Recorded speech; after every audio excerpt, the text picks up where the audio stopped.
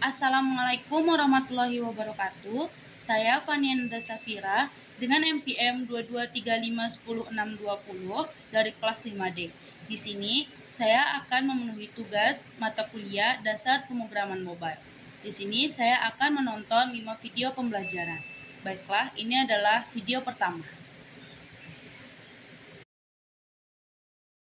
Setelah lu nonton video gue yang kemarin tentang fundamental JavaScript dasar untuk pemula, itu pun belum melengkapi semua ilmu JavaScript yang akan kalian kerjakan nanti di dunia kerja. Itu sebagai acuan awal aja, dimana kalau itu kalian bisa, seenggaknya itu ada step-step berikutnya akan kebuka gitu kurang lebih ya. Dan sekarang gue pengen kalian itu bisa bersenandung bersama array, karena pas kerja nanti pasti akan banyak bermain dengan yang namanya array ataupun objek ataupun hal lainnya bahkan. Dan di video ini gue akan menjelaskan secara santai, secara detail, merinci. Bahkan gue sambil ngopi juga di sini, kopi janji jiwa gue belum datang.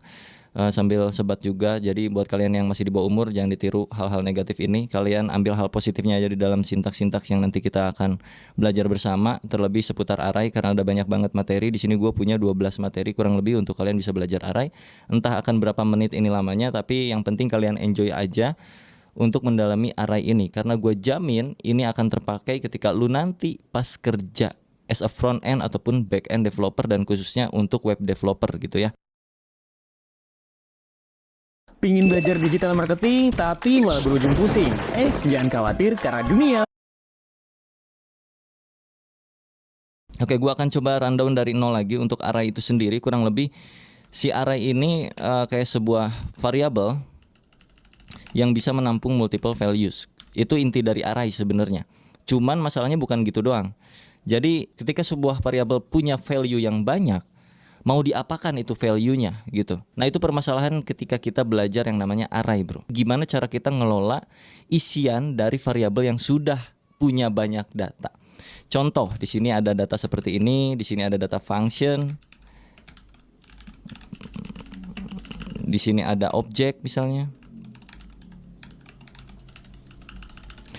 Dan lain-lain. Wow, satu variabel ini punya banyak value. Oke, ini array fix. No, nggak kayak gitu. Tapi gimana cara kita mengelola apa yang ada di dalam variabel tersebut? Karena variabel ini multiple values, perlakuan terhadap variabel tersebut akan berbeda seperti variabel standar. Yang mana variabel standar kan kurang lebih kayak hello, kayak gitu-gitu ya. Hello world atau lorem ipsum. Dan array ini yang bikin kita terkadang jadi stuck untuk belajar ngoding.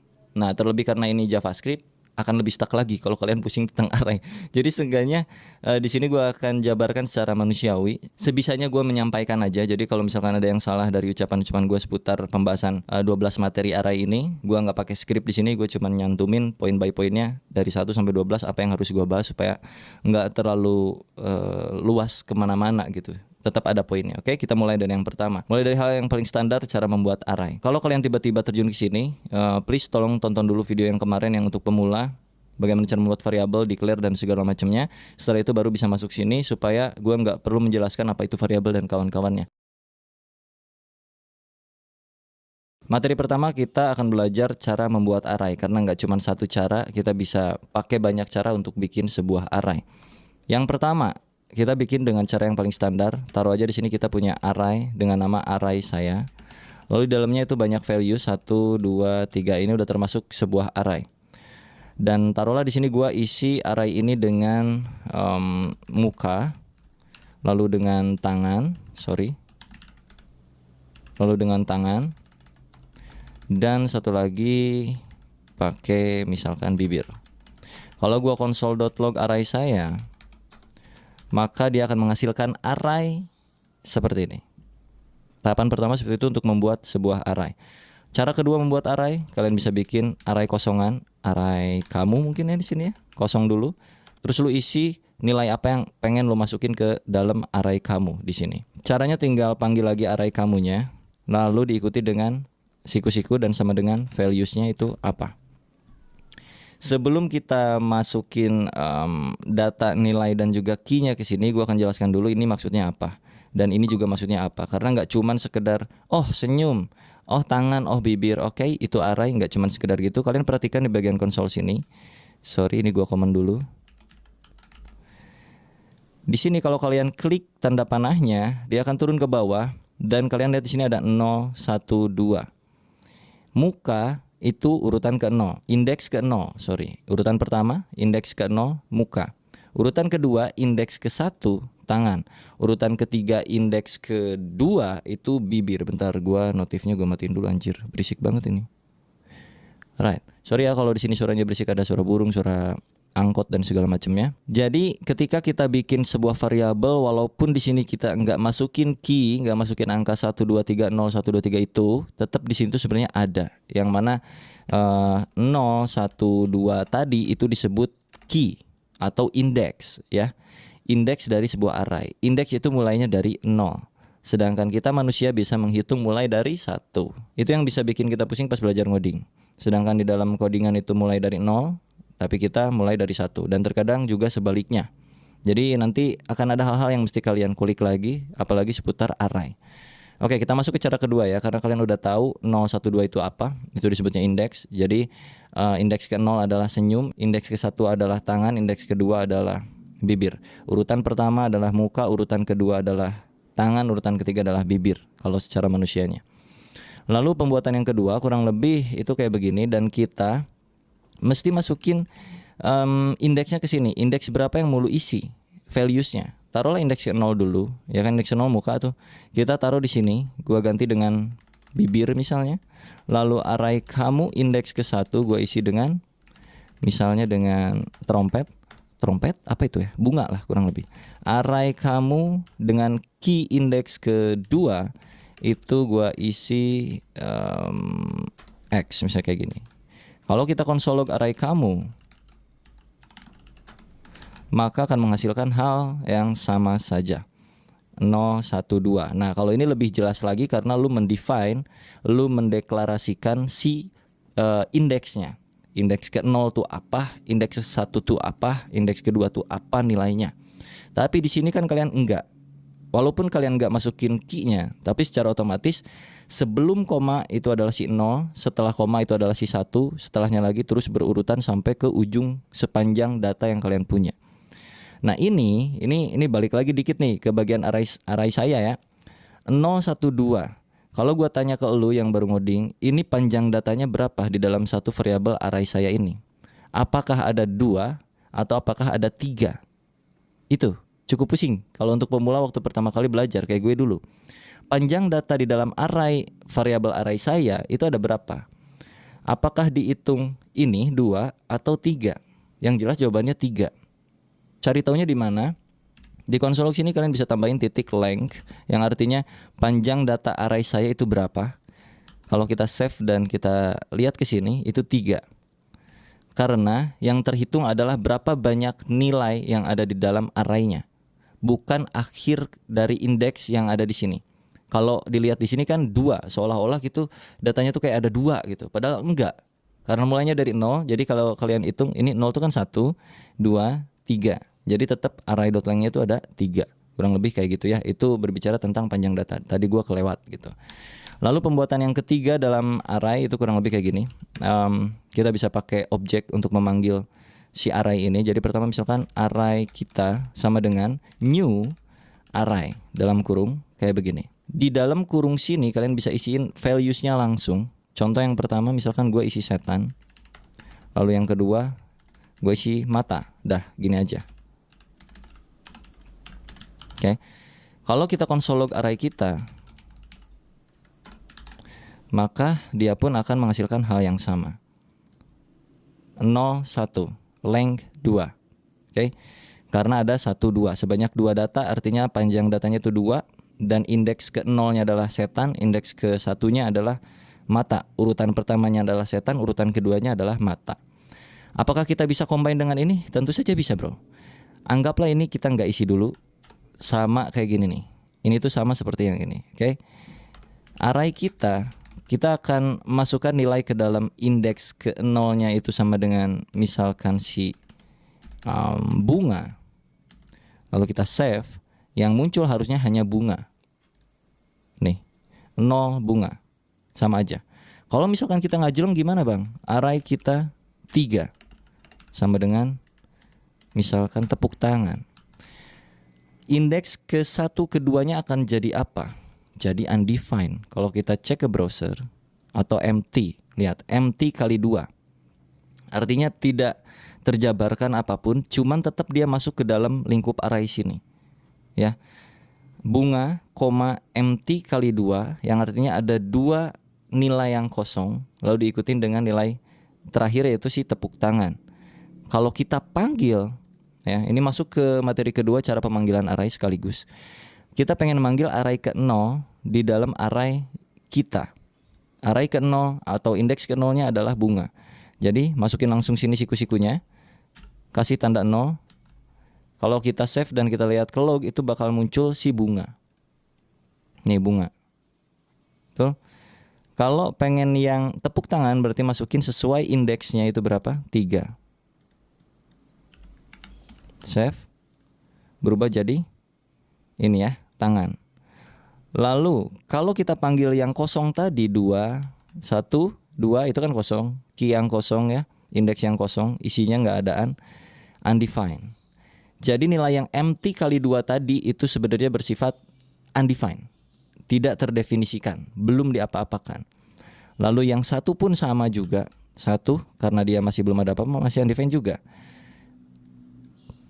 Kalau kita pengen isi, kita bisa kasih dia data di sini kayak tadi lagi. Mau tidak berurutan pun nggak apa-apa bro. Nggak berurutan juga nggak kenapa-napa, aman aja.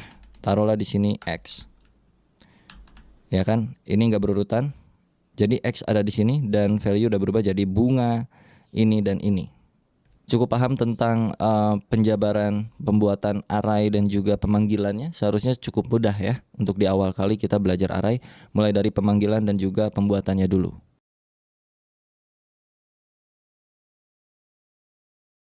Oke, gua akan hapus ini dan kita akan bermain dengan modelan yang pertama aja. Ini caranya dan kita akan tambahkan beberapa item di sini. Misalkan kita akan bermain yang namanya buah-buahan aja supaya mudah untuk dipahami ya.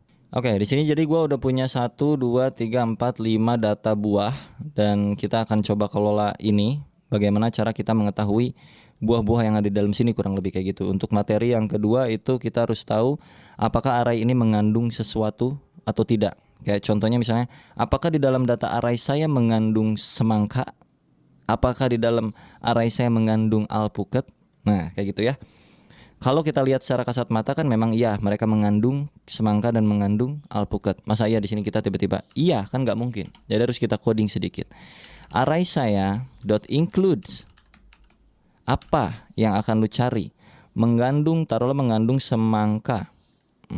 Mana semangka sini? Nih ya.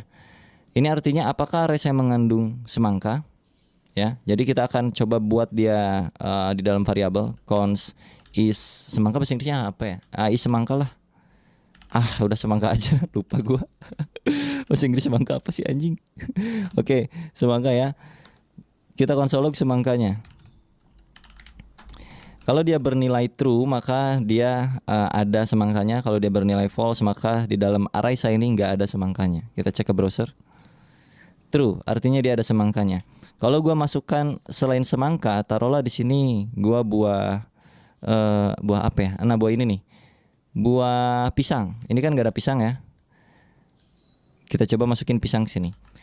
Kalau gua baca, apakah array saya itu mengandung buah pisang? Lu lihat dah ke sini, ada pisang enggak? Enggak kan? Berarti harusnya kan munculnya false. Jadi kalau kita console log, kita ganti dulu pisang. Jadi enak nih. Const pisang alias variabel pisang untuk mengecek apakah array saya itu mengandung pisang atau tidak. Jadi kalau kita console log, false, dia tidak mengandung pisang. Oke, gua balikin lagi ke semangka ya. Sip, kita udah tahu di sini tuh ada semangka.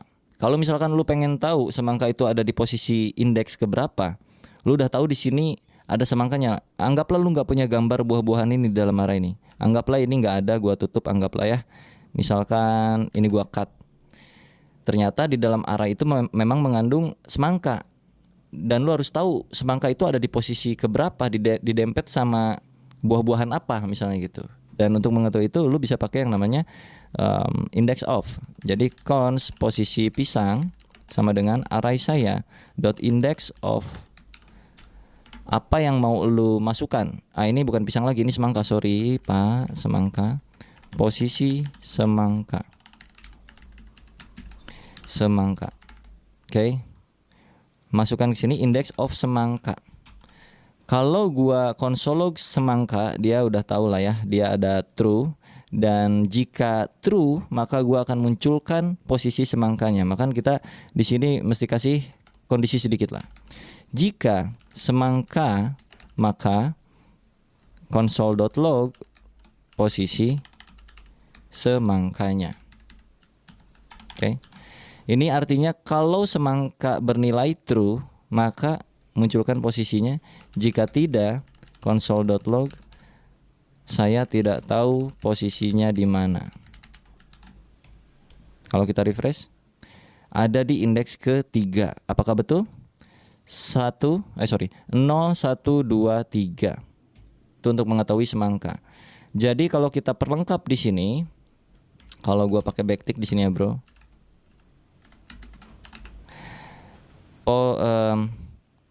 Buah semangka itu ada dan dia berada di posisi indeks ke, masukin posisi semangka. Oke. Buah semangka itu ada dan dia berada di posisi indeks ketiga. 0, 1, 2, 3. Password why? Bikin belibet. Kalau udah kayak gini kita bisa lebih enak lagi. Misalkan di dalam sebuah perumpamaan lu harus tahu buah sebelum buah semangka itu ada apa buahnya. Ini nih. Lalu buah setelah buah semangka itu ada apa buahnya. Nah, ini bermain logika-logika dasar ya. Karena kita udah tahu posisi semangka yang mana ada di sini, variabel posisi semangka. Oke, sorry sebelum lebih jauh, ini if else-nya kita naikin sebelum variabel ini karena variabel ini akan mencari indeks semangka. Karena sayang aja di sini udah validasi semangka. Kalau udah dicek semangkanya, cari indeksnya. Jadi si ini harusnya sih ada di dalam sini, bisa kayak posisinya gitu aja biar nggak mubazir. Oke, di gua hujan, jadi sorry kalau kedengaran suara hujan dan juga petir geluduk ya bro, mohon dimaklum aja. Kita tadi mau lanjut apa? Mencari posisi si ini ya, ini buah apa gua nggak tahu dah. Pokoknya posisi buah sebelum buah semangka dan juga posisi buah setelah buah semangka. Oke, gua akan main di sini. Cons before sama dengan ya posisi sebelum semangka, artinya kita udah tahu indeks semangka itu ada di mana. Dia tuh tadi 3 ya kan, 0, 1, 2 ke 3. Tinggal kita cari tahu posisi indeks sebelum indeks 3 adalah 2. Jadi kita tinggal declare aja before atau indeks before. Indeks before itu di sini berarti tinggal posisi semangka dikurangin 1, ya kan? Setelahnya berarti cons index after posisi semangka ditambahkan 1. Lalu untuk mengeluarkan apa buahnya berarti tinggal cons before sama dengan ini kan indeks, ini before berarti kita mencari buahnya bukan indeksnya gitu ya, langsung gitu aja. Sama dengan sebenarnya array saya dalam kurung array saya index before.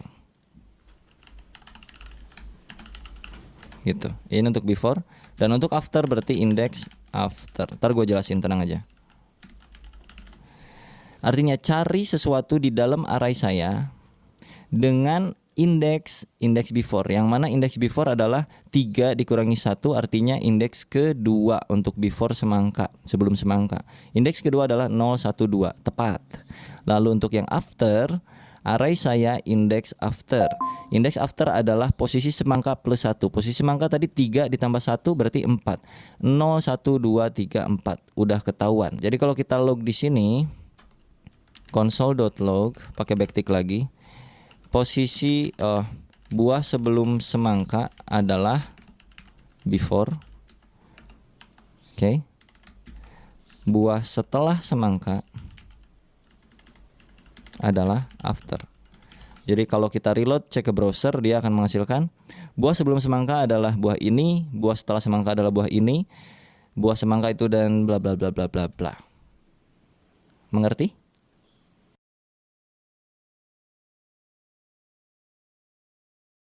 Gua akan hapus konsol log yang ini karena kita udah nggak butuh posisi semangka lagi karena udah tertampung di dalam sebuah variabel. Kita bakal lanjutin ini. Gimana kalau misalkan gua pengen tahu posisi buah pertama itu apa?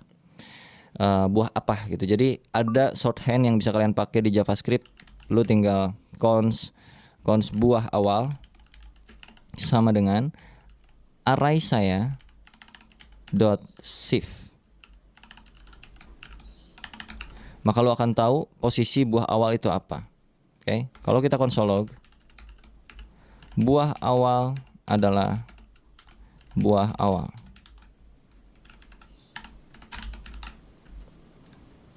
Buah awal adalah alpukat. Kalau pengen yang akhir, berarti cons buah akhir sama dengan array saya dot pop. Console.log, buah terakhir adalah buah terakhir. Buah akhir, bukan bunga terakhir. Itu mah lagu. Buah terakhir adalah jeruk. Betul ya? Nah, apa bedanya array saya dot shift dengan array saya yang macam beginian? Sama aja. Tuh, tetap alpukat juga. Cuman untuk yang terakhir itu kenapa pakai pop supaya lebih mudah lagi. Kalau nggak pakai pop, taruhlah pakai kayak ginian. Emang lu tahu array indeks yang terakhir itu berapa? Kalau 0 itu alpukat, kalau 1 itu nggak tahu apa itu, kalau 2 itu pir mungkin atau apa ya, kalau 3 itu semangka, kalau 4 itu jeruk. Nah, iya kalau lu tahu posisi 4 terakhirnya, lu kan nggak tahu posisi 4 terakhirnya. Nah, supaya lu tahu posisi 4 adalah posisi terakhir, maka lu harus cari tahu dulu panjang datanya berapa, ya. Panjang data di sini adalah 1 2 3 4 5. Ada 5 data panjang datanya. Length sama dengan 5. Oke, panjang data nih. Lalu lu mesti mengeluarkan nilai yang terakhir. Kalau kita langsung masukin 5, indeks itu mulai dari 0. 0, 1, 2, 3, 4, 5-nya tidak ada. Sedangkan di sini panjang data 5. Artinya apa? Artinya lu bisa lakukan pengurangan di sini. Jadi cari data di dalam array saya ini yang terakhir, itu artinya array saya dot length sekarang di sini berarti mencari indeks kelima, ya. Array saya indeks kelima karena length adalah nilainya 5. 0, 1, 2, 3, 4, 5 itu kosong, gak ada apa-apanya. Kita kurangin dengan 1. So, buah akhir itu akan tetap di sini, di jeruk. Refresh. Tetap di jeruk. Tapi kalau lu gak kurangin dengan 1, maka dia undefined. Cukup mengerti betapa rumitnya JavaScript dengan bermain array? Kurang lebih kayak gitu bro ya. Ini masih level yang basic-basic tapi udah kayak begini. Jadi itu kalau di dunia kerja hal-hal beginian, algoritma, logik dan segala macam itu udah pasti biasa gitu ya. Harusnya sudah terbiasa mulai dari belajar hal yang semacam kayak beginian.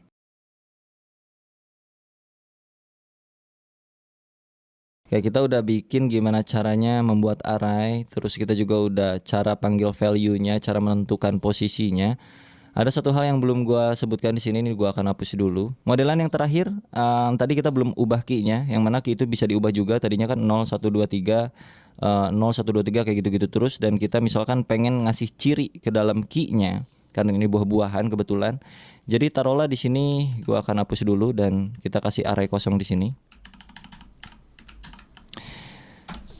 Gua pengen key pertama tuh bukan 0, tapi gua pengen key pertamanya itu array saya alpukat sama dengan gua kasih di sini alpukat kayak begini. Ini bisa juga. Atau key yang kedua kita kasih jeruk. Lalu kita console log array sayanya. Dan kalau lu cek ke browser akan menghasilkan hal seperti ini. Alpukat, ini alpukat, jeruk, ini jeruk. Loh kok lengthnya 0 bang? Untuk memanggil ini pun lu nggak bisa kayak begini. Karena dia bukan berupa urutan, ya, bukan berupa indeks key yang dari 0, 1, 2, 3 itu. Jadi untuk pemanggilannya lu mesti kasih di sini apa tuh namanya? Kata-katanya apa? Alpukat. Kalau lu pengen dapetin hasilnya. Ini alpukat. Ya. Terus jeruk. Ini jeruk. Jadi ada banyak banget hal yang bisa kalian mainkan dengan array, dan kenapa gua bikin video ini dengan santai kayak beginian walaupun lu pada pusing untuk belajar pertama kali. Jadi ini sebenarnya bukan video tutorial juga, cuman ngasih tahu bahwa array itu bisa sangat-sangat manipulatif ya, bisa membuat lu pusing, bahkan bisa membuat lu jadi lebih mudah dalam mengerjakan hal-hal di dalam pekerjaan lu nanti gitu, bro. Oke, kita move lagi ke hal yang berikutnya. Di sini materinya gua punya array copy. Oke, array copy kurang lebih minimal kita harus tahu yang namanya shallow copy dan juga deep copy di dalam JavaScript. Daripada gua salah, mending kita praktekin aja langsung. Mending kayak beginilah langsung ya. Oke, kita akan move ke masalah copy-copyan di dalam sebuah array. Jadi gua ini sebagai pengalaman dulu aja. Jadi waktu itu gua punya data array yang cukup penting di sini. Taruhlah data array yang cukup penting itu adalah data-data buah-buahan seperti ini. Ini adalah data original yang dikirim sama bos gua misalnya gitu, dan bos gua ngasih notes ke gua.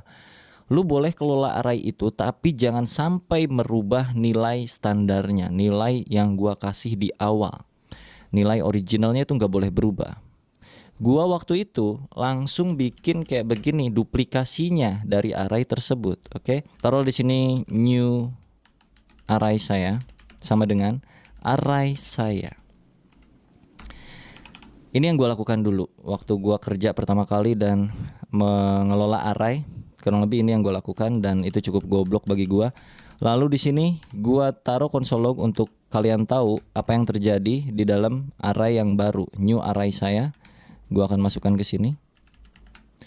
Lalu kita harus tahu juga array saya yang ada di atas itu nilainya apa sebelumnya ya, dan setelah di copy.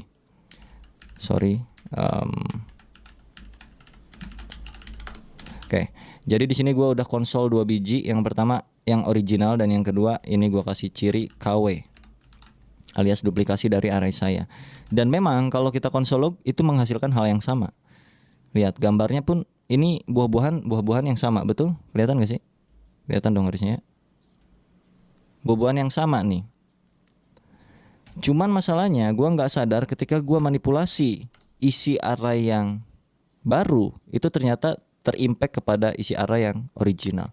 Let's say new array saya untuk posisi yang indeks pertama itu akan gue ubah menjadi bukan buah itu tapi buah lain-lain. Misalnya taruhlah bukan buah lah ya, taruh di sini gue pakai X kayak gitu. Yang mana ketika gua save dan cek balik lagi ke browser, ya memang di sini array pertama udah berubah jadi X. Dan sisanya masih sama seperti yang original. Tapi ingat notes dari bos gua bahwa yang original itu nggak boleh diubah deh ya, karena itu penting banget. Lu harus bikin copy dulu, baru lu boleh ubah dari copyan tersebut. Kalau lu cek sini, originalnya pun berubah. Kalau secara teori gue nggak bisa banyak ngejelasinnya kayak gimana dan kenapa. Tapi kalau lu pengen tahu, lu coba baca yang namanya shallow copy dan juga deep copy di dalam JavaScript kurang lebih kayak gimana tuh ya. Walaupun sebenarnya di dalam bahasa lain pun sama juga, ada yang beginiannya juga pasti. Cuman kalau di JS ya berbeda pengimplementasiannya. Jadi kalau lu mainannya JS ya lu cari aja shallow copy dan deep copy yang ada di dalam JavaScript. Nah, ada beberapa cara supaya objek originalnya itu tidak berubah atau array di dalam isi nilai di dalam isi array saya itu nggak berubah. Lu bisa pakai di sininya misalnya kayak spread operator kayak begini. Jadi kalau kita save balik lagi di sininya X tapi di yang original masih original. Atau lu bisa pakai cara-cara lain kayak macam array saya dot slice menghasilkan hal yang sama tidak berubah, atau array saya dot atau array dot from array saya kayak gini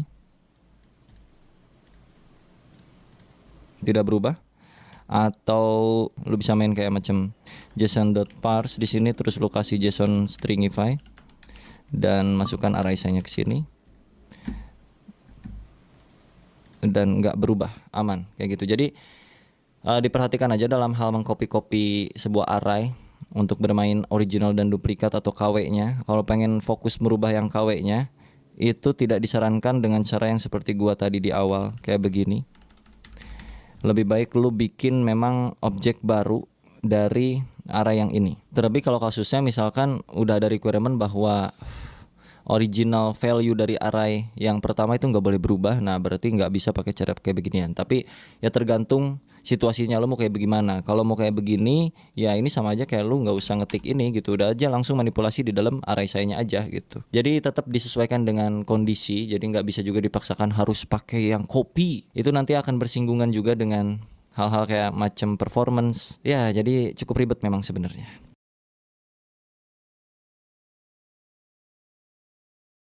Oke, taruhlah misalkan kita punya banyak tipe data. Di sini kan saat ini cuman string-string doang. Isinya bisa banyak ya, bisa beragam. Ada yang string, ada yang number, ada apa.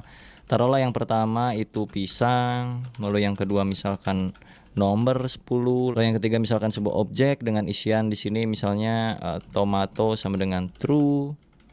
Lalu sisanya misalkan ada array lagi. Sekarang di sini arraynya adalah it kayak gitu misalkan. Cara pemanggilannya bagaimana? Ini kalau kita array sayanya kita konsol log tuh kurang lebih jadi kayak begini. Jadi kayak gini nih. Kan? 0 pisang, ini sebuah objek, ini sebuah it. Kalau kita mau panggil satu persatu, taruhlah yang pertama. Itu bisa kayak begini.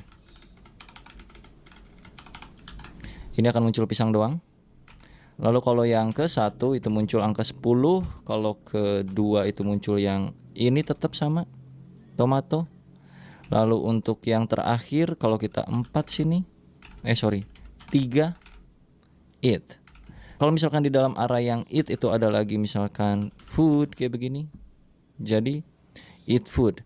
Kalau lu mau ngambil yang foodnya doang, berarti ini kan multidimensi, bro. Array di dalam array. Jadi kalau misalkan lu pengen ngambil yang food, tadi kan eat food udah muncul ya. Eat food tuh ada di 0, 1, 2, 3. Ya, lu pengen masuk mengerucut ke food, berarti lu tinggal tambahin sebelah sininya karena ini multidimensi. Jadi food itu urutan keberapa di sini? 0, 1, indeks ke-1 dari array yang indeks ketiga lah, pusing-pusing lu pada ya. Array 3, 1 itu adalah food. Oke, benar. Kalau 3, 0 itu adalah eat.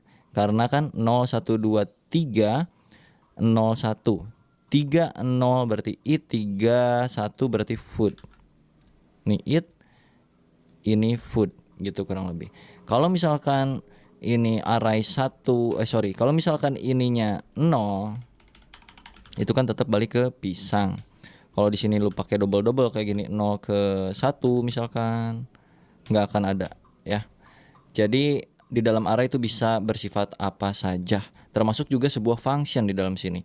Taruhlah di dalam tomato itu kita punya function, isinya console.log ini tomat. Nah, kalau kita pengen manggil si tomato ini kayak bagaimana? Apakah kayak cara yang tadi, yang 0, 1, 2? Yes, tapi function tomatnya nggak muncul ke console log. Sedangkan kita pengen muncul tulisan ini tomat, berarti di sini dot tomato. Muncul ini tomat. Kalau gua eksekusi seperti ini di luar console log, karena di dalam sini sudah console log, tidak terjadi apa-apa. Kalau kita kasih beginian, ini tomat, karena tomato itu sebuah function. Pusing?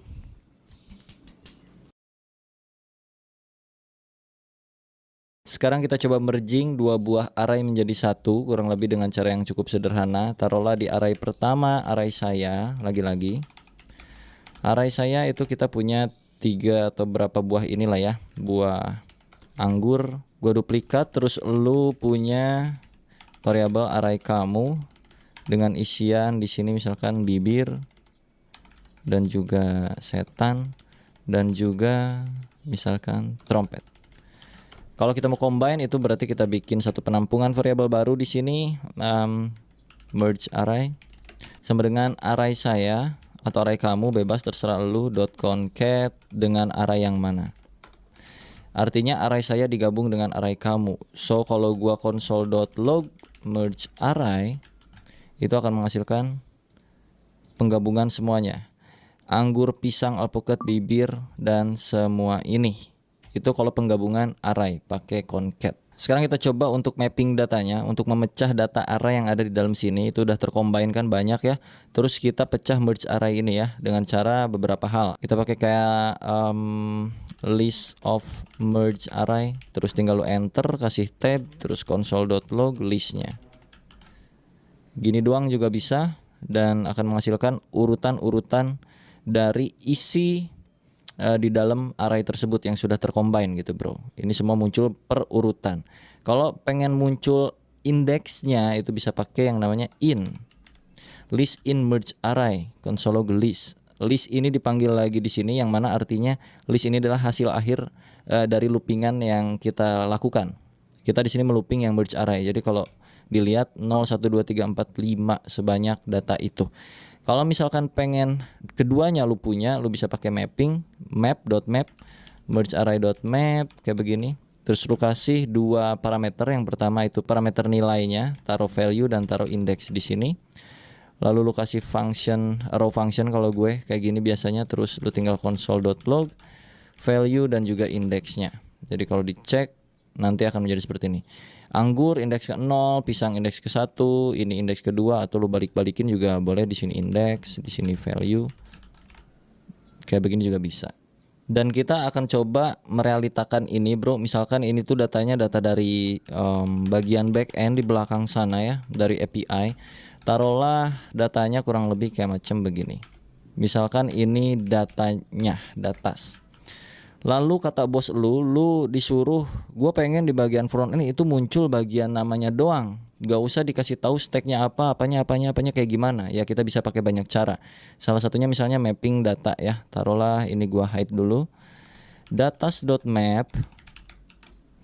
Kayak tadi lagi, lo masukin valuesnya apa, lalu indeksnya indeks apa ke berapa, kasih row function, lo kasih return di sini values.name. Atau kasih console.log dah. Maka akan memunculkan nama-namanya saja. Deafrizal, ini misalkan Budi, Retno, Satyo. Kayak begitu ya. Ini JS 30. Ntar gua rombak dulu datanya pokoknya. Nah, misal datanya kayak gini ya. Terus kita disuruh munculin Deafrizal, Budi, Retno dan juga Satyonya doang. Jangan pakai yang lain-lain. Maka tinggal ambil values.name, artinya nama dari runtunan array yang udah kita map. Deafrizal, Budi, Retno, Satyo. Kalau misalkan disuruh munculin lagi apanya gitu, misalnya stacknya itu apa, ya lu masukin aja sini values.stack. Deafrizal JS, Budi PY, Retno PHP, Satyo C++, kurang lebih kayak gitu. Terus kalau pengen semuanya ya udah tinggal values doang, berarti muncul kayak begini per masing-masing ini. Kalau misalkan disuruh munculin sesuai urutan usia ya kan, di sini datanya ada usia 30, 40, 23, 33. Pengen disuruh munculin urutan usianya. Ya berarti kita bukan pakai .map tapi pakai .sort. Di sini perbandingan A and B biasanya. Terus lu masukin di sininya misalkan b.age kurang dari a.age. Lu lakukan apa gitu kurang lebih. Lalu di map values console.log values. Jadi kalau lu cek ke sini, dia akan sesuai urutannya dari yang terbesar ke yang terkecil. Kalau misalkan kebalikan dari yang terbesar ke yang kecil, berarti lu tinggal ubah ini jadi A, ini jadi B. 23, 30, 33, 40. Kurang lebih kayak gitu, kelihatan ya. Kalau misalkan di filter pakai usia yang di atas 30 doang, yang mana di atas 30 itu cuman ada Deafrizal, Satyo dan Budi. Retno nggak masuk di atas 30. Jadi kita pakai filter yang usianya x.age lebih dari 30. Oke, kalau kita lihat sini 40 dan 33, karena tadi lebih darinya itu nggak pakai sama dengan. Kalau pakai sama dengan maka gua pun akan masuk karena usia gua sama dengan 30. Misal kalau udah kayak gini diurutin lagi, ya udah tambahin lagi misalkan pakai .sort gitu ya. Di mana sortnya, di depan sini kayak yang tadi misalkan AB b.age kurang dari a.age. Jadinya 40, 30, 33 bla bla bla bla ya. Nggak masuk tuh si anak kecil yang umurnya 23 tuh nggak masuk. Kalau pengen sesuai urutan dari bawah ya balikin aja. 30, 33, 40. Dan kalau misalkan pengen yang muncul si anaknya doang, berarti di bawah usia 30 itu muncul dia. Kayak gitu-gitulah kurang lebih ya. Capek ya gituan, pusing ya, nggak seru emang sih. Tapi dah gimana belajar kayak gitu, sorting, filter. Tapi ini pakai bantuan dari JavaScript-nya, pakai sort, filter kayak begininya. Biasanya kalau lamar kerja tuh nggak boleh dipakein map, nggak boleh pakein filter, nggak boleh pakein sort. Kalian mesti bikin kayak algoritma sendiri untuk memecah masalah tersebut tanpa menggunakan sort, filter dan segala macam. Itu ntar berkaitan sama yang namanya algoritma lah biasanya kayak gitu ya. Permainan struktur data kurang lebih. So untuk materi array kurang lebih kayak gitu aja. Semoga bisa bermanfaat dan juga menambah setidaknya wawasan buat kalian yang belum tahu apa yang terjadi tadi sebelumnya. Terus sekarang kalian jadi tahu, oh kayak gitu ternyata, walaupun gak dipraktekin tapi seenggaknya kalian bisa tahu. Gitu aja. Nanti kita bahas apa lagi, kalian komen aja di kolom komentar, oke? Bye. Baiklah, kita akan masuk ke video kedua. Ini kita akan sedikit fun dan juga memusingkan diri dengan yang namanya JavaScript function, karena ada banyak hal yang bisa kita kulik dengan JavaScript function. Nanti akan ada tugas ya buat kalian, tugas besar seru. Jadi ikutin aja video ini. Tapi notes buat kalian yang belum mengikuti video gue sebelumnya tentang JavaScript, bisa dicek playlist JavaScript di channel gue ya. Udah ada 3 video dan ini video keempatnya. Kita mulai. Untuk membuat function, ini inget-inget ya. Ini buat tugas nanti akan ada clue-nya dari sini. Kita declare dengan cara function seperti ini yang pertama, terus diikutin dengan nama functionnya apa. Taruhlah add name kayak begini, pakai buka tutup terus kurawal. Di dalam function itu selalu mereturn sesuatu supaya dia bisa keluar dari functionnya, nilainya. Taruhlah add name di sini De Afrizal ya. Terus gua panggil nih alert add name misalnya gini. Pakai buka tutup ya, karena kalau enggak dia nggak akan bisa. Coba dah. Tuh, dia akan muncul functionnya kalau nggak pakai buka tutup. Tapi kalau gua pakai buka tutup di sini, dia akan mereturn nilainya, bukan return functionnya, tapi return nilai dari functionnya itu apa. Kalau gua reload, De Afrizalnya keluar dari sini. Kalau gua nggak return De Afrizal doang seperti ini, maka kalau gua save dan gua reload, undefined. Artinya tuh function harus mengembalikan nilai ya, supaya dia nggak muncul nilai undefined seperti ini, atau tidak bernilai, bukan nilai. Undefined itu tidak bernilai, kayak begitulah ya kurang lebih ya. Oke, kita akan fun sedikit. Taruhlah di sini kita punya function untuk menampung nama seseorang secara dinamis. Artinya kita mesti mengembalikan nilai dari apa yang diketik oleh user. Jadi nanti misalkan ada user yang ngetik add name Dea Gobles, maka function ini harus mengembalikan nama Dea Gobles ini.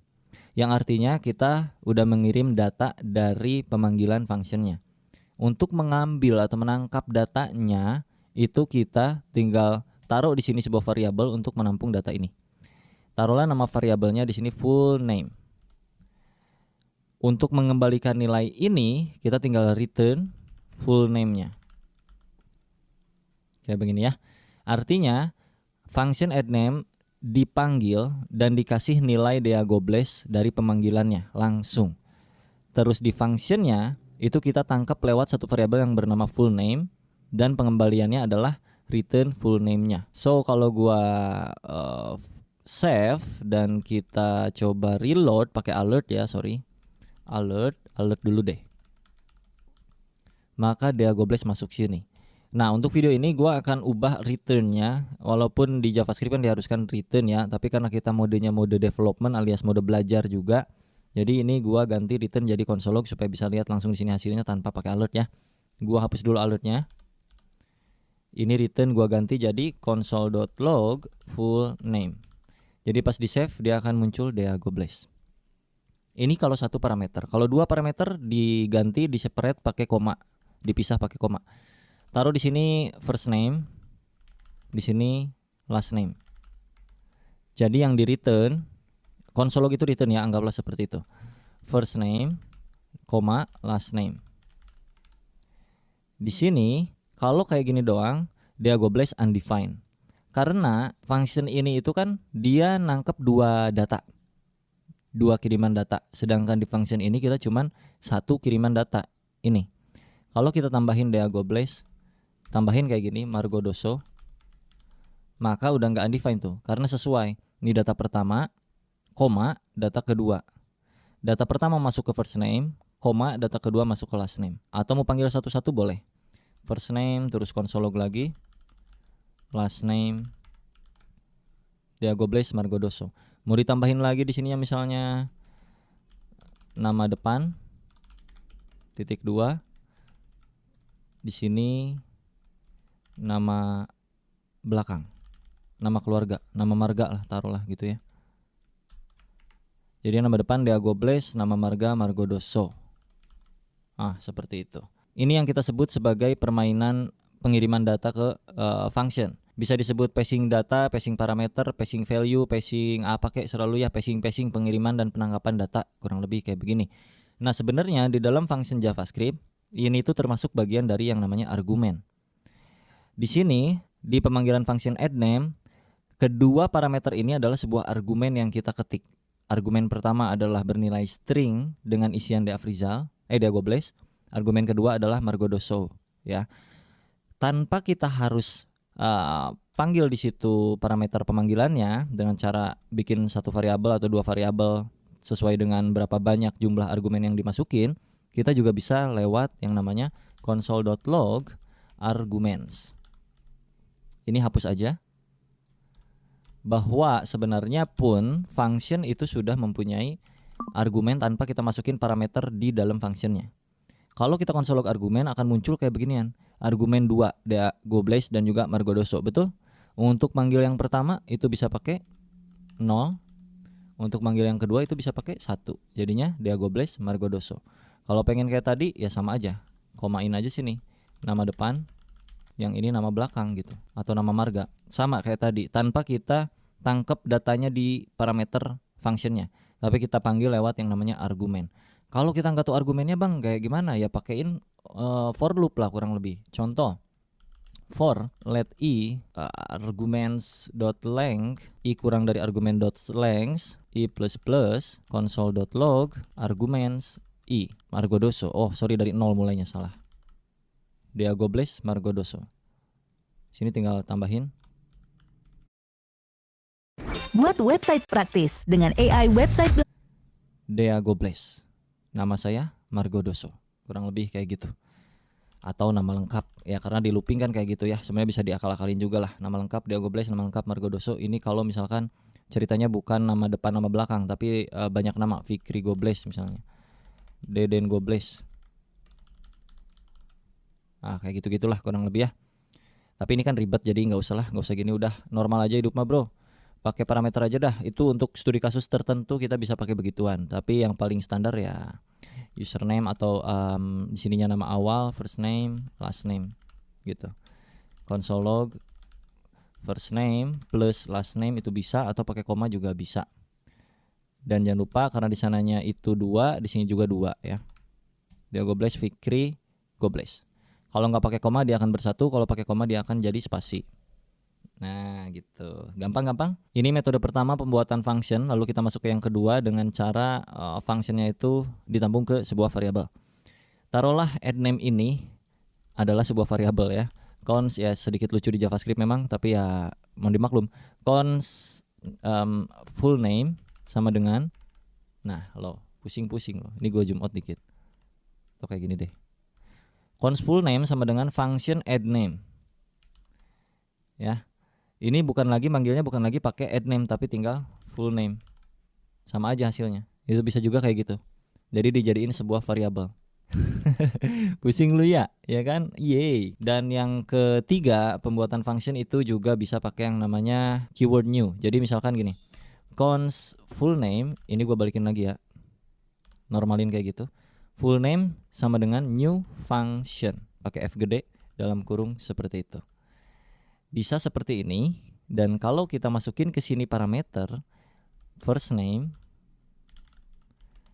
last name, parameter ketiganya adalah return value-nya. Return first name atau console log boleh dah. Console.log anjay first name, last name. Yang akan gua panggil adalah full name. Undefined. Kenapa? Karena belum kita masukin di sini. Dea last name-nya Afrizal. Dia ini. Pilih mana, Pak? Pilih ini atau pilih ini? Terserah, sok. Coba pusingan yang mana. Tapi enaknya kalau pakai beginian tuh bisa kayak macam begini, Pak. Misalkan di sini X, di sini Y. Console log X plus Y. Gitu. Atau bahkan misalkan lu return lah. Return X plus Y. Jadi di sini tinggal full ganti, jangan full name ya. Ini kan penambahan. Sum sama dengan X plus Y. Taruhlah di sininya sum 1,2. Kasih console log dulu kali. 3. Pakai beginian anjay, lucu banget ya enggak? New function X Y return X plus Y.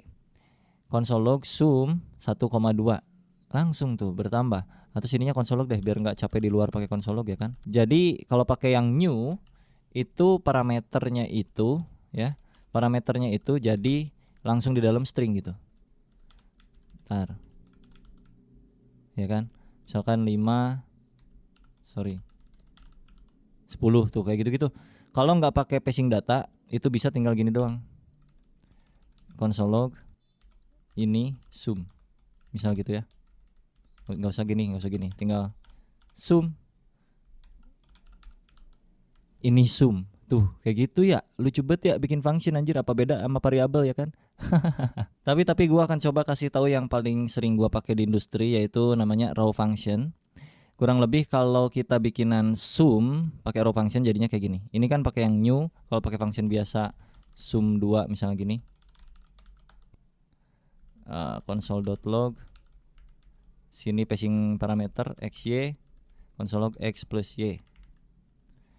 Ya kita panggil sum 2 none.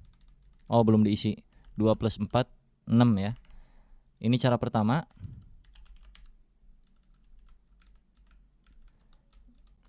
Ini cara kedua. Cara 3. Sum 1, sum 2, sum 3. Nah, ini kita bikin yang sum 3 dengan cara kayak gini. Cons sum 3 sama dengan console.log x plus y. X, y. Ini cara 3. Sum 3 3 ditambah 6 9. Ini cara yang ketiga yang paling gue sering pakai di industri dengan yang namanya raw function. Nah, jadi ada 3 cara. Cara pertama pakai new, cara kedua standar function, cara ketiga raw function. Seperti itu. Biar relate semuanya, ini gue tambahin lagi xy-nya. X tampung y. Sini adalah x plus y. Wow. Sum 1 tambah 1, sum 2 tambah 2, sum 3 tambah 3. 2, 4, 6. Wah, menarik sekali ya. Ini pembuatan fungsinya kurang lebih seperti ini. Kalian pilih yang mana yang paling enak. Hasilnya sama-sama aja kurang lebih ya. Oke, bicara seputar yang namanya hoisting. Jadi buat kalian yang belum tahu, ada yang namanya hoisting di JavaScript yang mana variabelnya bisa tereksekusi sebelum di-declare atau dideklarasikan atau diketik variabelnya. Contoh, kalau kita ketik di sini var data sama dengan 1, lalu gua console log di atasnya data ya, undefined. Oke. Kalau gua taruh datanya di atas, satunya ada. Itu berlaku untuk variabel. Kalau gua ganti cons kayak gini nggak bisa karena data before initialization alias si data ini di bawah console log. Nah, variabel cons itu menolak karena seolah-olah data ini belum ada nih. Variabel data tuh mana sih? Dia nggak bisa baca yang ada di bawah karena dia urutan dari atas ke bawah, interpreted, mengeksekusi berdasarkan baris kodenya dari atas ke bawah. Tapi di JavaScript ada yang koplak yang namanya hoisting. Ketika lu variabelnya bukan cons tapi var, maka dia akan tereksekusi sebagai undefined. Kalau gua naikkan ke atas, maka dia 1. Itu berlaku di function ternyata hoisting ya. Contoh, ini gua naikkan ke atas. Ini kan di bawah nih gua bikin deklarasinya, gua akan naikin ke atas. Lihat, ada yang error yang mana? Yang ini ya, access sum1 before initialization. Kenapa? Karena sum1 berupa variabel. Nah, itu tujuannya kenapa function dijadikan sebuah variabel salah satunya. Kalau gua komen yang satu jadi masuk ke yang bagian ini dan ini, yang dua masuk loh. Ya enggak? Sum2 itu masuk sini. 4, ya kan? Yang sum2 itu 2 tambah 2 4, tapi yang sum3 nggak bisa masuk karena sum3 before initialisasi itu. Karena dia ada di bawah. Kalau gua naikkan ini ke atas maka dia bisa. Tuh, 4 6. 2 mah bisa di atas panggil. Mau di atas mau di bawah juga nggak ngepek dia. Tuh. Ya, ngerti nggak maksudnya tuh? Itu yang dinamakan dengan hoisting. Kurang lebih kayak begituan. Jadi gua balikin lagi ya ke awal ya. Ada banyak cara untuk supaya kita aman dari hoisting. Kurang lebih tadi udah gua praktekin juga sedikit. Cuman sebenarnya ada banyak problem yang itu pembahasannya panjang sekali dan rumit dan harus di project yang beneran. Kalau project kayak gini ini kan masih sekedar cuman iseng-isengan doang, jadi nggak bisa terlalu banyak menjelaskan tentang hoisting itu sendiri. Mungkin nanti kalau kita studi kasus based on project ya bro ya. Oke, jadi sebelum tugas gua akan rekap dulu. Untuk membuat function itu setidaknya ada 3 cara seperti ini. Dan untuk setiap function itu biasanya mereturn sesuatu dengan keyword return, yang mana di video ini kita ganti jadi console.log supaya bisa masuk ke bagian sini ke console. Dan juga untuk setiap function itu kita bisa pakein apapun ya di dalamnya ya. Mau if else, misalnya if x plus y sama dengan 4 misalnya. Kayak gini. Contoh. Maka console.log wow. Tuh. Ini 1 plus 1 2. 2 plus 2 wow, 3 plus 3 6. Kenapa wow? Karena di sini dipakein validasi jika bla bla bla. Nah, itu bisa ya untuk mainan function tuh terserah lu dalamnya tuh apa aja terserah. Jadi sesuai dengan namanya. Misalnya function nambahin nama add name misalnya gitu, atau function add, atau function calculation, atau function random dan segala macamnya kayak gitu ya. Contoh misalkan function randomize. Contoh aja sebagai sampel doang ini mah ya. Return math.random dikali 1000. Terus kita panggil randomize. Masukin ke dalam console log ya. Ini console log. Nah, 86 kalau kita refresh lagi tuh itu dia ngerandom terus. Jadi di sini terserah lu mau random dan segala macamnya. Terus divalidasi lagi. Contoh const run sama dengan const random sama dengan kayak gini ya. If random number lebih dari 200, console.log wow lebih dari 200. Else keluarkan nilai random numbernya.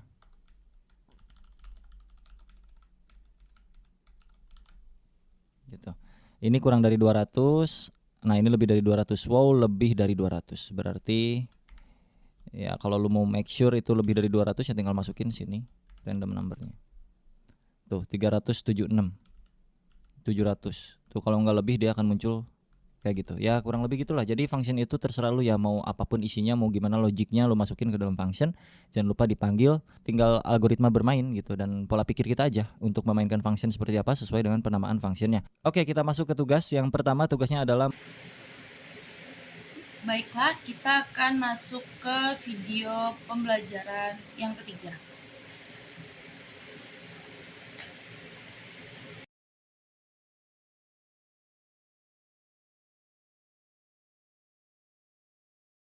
dua itu kan kurang dari 5, maka masih berlanjut nih z++. So artinya data ke 2. 4 apakah kurang dari 5? Masih kurang dari 5, maka munculkan lagi output data ke 4. Oke, perbedaan ketiganya itu apa? Di video kali ini gue akan coba jelaskan secara perlahan dan manusiawi untuk yang for terutama dan juga while do while. Kita mulai dari yang pertama itu for ya. For itu ada 3 statement yang harus kalian masukkan di dalam sintaks for ini, di dalam buka tutupnya ya. Yang pertama ini tuh statement 1 ya, terus diikutin statement 2, diikutin statement 3. Statement 1 itu adalah initialisasi awal atau variabel default ketika pertama kali mau lu looping, variabel loopingannya mulai dari berapa inisialisasi. Jadi kita ganti, taruhlah variabelnya itu let i, biasanya kan i itu tuh kayak macam iteration kayaknya, atau i index, itu juga bisa juga ya, tergantung lu aja, mau a juga boleh, mau x, mau f, selalu cuman biasanya itu i, karena biasanya itu i maka kita mah z aja ya. Z sama dengan 0. 0 adalah pertama kalinya JavaScript tereksekusi itu 0 duluan kalau untuk looping yang di codingan kita ini. Jadi dia akan tereksekusi mulai dari 0. Titik koma, bukan pakai koma ya, tapi pakai titik koma. Statement kedua itu berisi kondisi. Kondisinya apa? Awalnya 0, jika z-nya kurang dari 10 atau 5, maka apa yang akan dilakukan itu ada di statement ketiga. Biasanya itu z++ untuk menambahkan nilai z-nya. Jadi kalau dibaca, z pertama kali bernilai 0, lalu ada kondisi di mana ketika z itu bernilai kurang dari 5, pakai titik koma, maka z-nya akan bertambah nilainya. Dan gua akan melakukan console log di sini, data ke strip z. Biar tahu. Kalau gua save, data ke 0, 1, 2, 3, 4. Kenapa cuma sampai 4? Karena z-nya mulainya dari 0 dan indeks itu dari 0 ya kan. Ini kalau di total tuh ada 5 kan, 1, 2, 3, 4, 5. Betul? Ada 5 ya. Jadi sebenarnya datanya terurai sebanyak 5 kali. Cuman karena mulainya dari 0 maka kayak gini. Kalau pengen mulainya dari 1, pakailah sama dengan di sininya. Jadi terurut 1, 2, 3, 4, 5. Yang mana data awalnya itu 1. Lalu ketika z kurang dari sama dengan 5, lakukan penambahan dari z-nya. Yang mana z-nya saat ini adalah 1. So z akan naik menjadi 2 dan console log akan muncul ke permukaan menjadi seperti ini. Data ke 1. Sekarang di data ke-1 itu z-nya udah bernilai berubah lagi nih. Z jadi sama dengan 2. Maka 2 itu kan kurang dari 5. Maka masih berlanjut nih z++. So artinya data ke-2. Terus dia naik lagi z-nya. Z sama dengan 3. 3 apakah kurang dari sama dengan 5? Ya jelas aja 3 itu pasti kurang dari sama dengan 5. Maka akan muncul lagi output. Data ke-3. Sekarang z-nya berapa? 4. 4 apakah kurang dari 5? Masih kurang dari 5. Maka munculkan lagi output data ke-4. Sekarang z-nya naik lagi. Jadi 5. Apakah 5 kurang dari sama dengan 5? Iya. Karena ada sama dengannya kan. Jadi masih masuk ke sini. Data ke-5. Z sama dengan 6. Nah apakah 6 masuk ke 5? Tidak. Ya, 6 itu nggak kurang dari 5, bahkan nggak kurang dari sama dengan 5. Jadi untuk data yang ke-6 itu tidak akan masuk yang ini. Jadi berakhir di sini, end of loop. Dia akan menampilkan data ke-1, z-nya bertambah jadi 1, ya plus 1 tambah 1 jadi 2, terus 2 nambah lagi plus 1 jadi 3. Kalau berhasil yang 3 nambah lagi jadi 4. Ini nambah lagi sampai ke posisi akhir, maka di sini dia tidak bertambah lagi. Ini untuk for ya, materi for di JavaScript kurang lebih seperti ini. Kalau kita mau kurangin hasilnya atau dibalikin atau decrement ya bro ya, ini kan increment. Kalau pengen decrement, ini dipakein min. Ini pasti error loop ya, pasti jadi kacau dan akan stuck seperti ini karena kita mulai 1 sampai ke 5 ini hancur pokoknya. Harusnya dari sini 5 turun ke 1, maka pas di looping, wow lihat nih anjay. Sedap sekali bukan? Bede. Jadi jangan sampai salah logic ya. Itu tadi gua kepencet save sengaja biar lu tahu kalau terjadi logic error tuh akan kayak gimana. Nah kurang lebih ini komputer akan CPU-nya naik kayak gitu ya. Jadi infinite loop tuh yang tadi disebutnya, dia naik dan kita akan kesulitan untuk membuka browsernya. Ya kita coba running di sini aja. Data ke 5, 4, 3, 2, 1 gitu ya kurang lebih. Ini browser gua kan masih error ya, masih infinite loop. Jadi ya udah gua pakai Node.js aja untuk running JavaScript-nya, sama aja tapi by the way. Jadi nggak terlalu berpengaruh. Gua akan mulai dari Node.js aja. Dan ini bisa lu kombinasikan juga dengan lain-lain yang bisa menarik bagi lu mungkin suatu saat. Jadi lu bisa kasih kondisi kayak macam jika modulus dari ini berapa, ntar lu bakal bisa nemuin ganjil genapnya kayak gitu kurang lebih. Misalkan Z modulus 2 atau sisa bagi dari 2 sama dengan 0, maka kita console log Z-nya. Dan kalau gua running 4 dan 2 adalah genapnya. Kalau tidak sama dengan 0, maka pas gua running itu data ganjilnya. Ya bisa menarik lah pokoknya untuk mainan loop ini bisa sangat menarik. Taruhlah ini ada 100 misalnya atau berapa kayak ya 1000 lah boleh. Kalau kita running, nah kan terurut tuh dari atas sampai ke bawah nih Pak. Ya, 19, 17, 19, 13, 11, 9, 7, 5, 3, 1. Kalau pengen naik ya tinggal plus ininya. Ya gitulah sesuai penjelasannya, harusnya kalian mengerti ya untuk yang for. Sekarang kita coba ke while dan do while dengan materi yang sama kurang lebih yang kayak gini juga ya. Sekarang gua akan coba konversi for ini ke while dengan cara kita bikin satu variabel baru di luar, atau gini aja lebih enak deh ya. Enggak deh, dari 0 aja lagi ya. Let x sama dengan 1. Ya kalau yang for itu pakai z, kalau yang while itu pakai x. While x kurang dari sama dengan 10, ini juga kan 10 kan sama. Apa yang akan kita lakukan? Kita akan mengkonsol.log data y ke kok y sih? Data x ke x. Terus x-nya dipluskan. Jadi ini kalau dibaca x sama dengan 1 di awal kali, lalu jika x-nya kurang dari 10, ya kan 1 kurang dari 10 nih, maka x plus dan munculkan konsol log ke layar gitu kurang lebih. Kayak gini lagi sama balik lagi. Data ke 1 dia bernilai berapa, terus dicek lagi. 1 kurang dari 10 iya, maka z-nya naik jadi plus ya. 1 plus 1 2, lalu munculkan ke layar kurang lebih kayak gitu. Kalau kita save, data z ke 1 3 5 7 9 untuk yang for. Terus untuk yang x 1 2 3 sampai 10 sama aja. Kalau pengen dibikin kayak begini berarti di bagian sininya tinggal di if lagi.